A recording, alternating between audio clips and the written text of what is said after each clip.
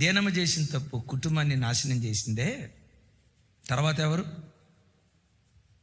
యోనా చేసిన తప్పు సహచరులందరినీ విచ్ఛిన్నం చేసిందే.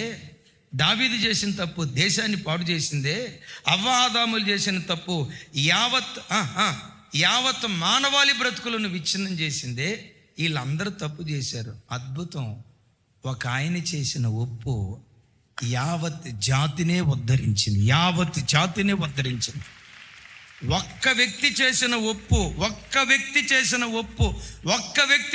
ఒప్పు అందరూ తప్పుటడిగేసిన వాళ్ళే, అందరూ పొరపాటు చేసిన వాళ్ళే.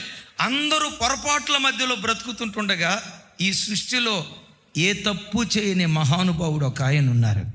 ఏ పొరపాటు చేయని మహానుభావుడు ఒక ఆయన ఉన్నారు.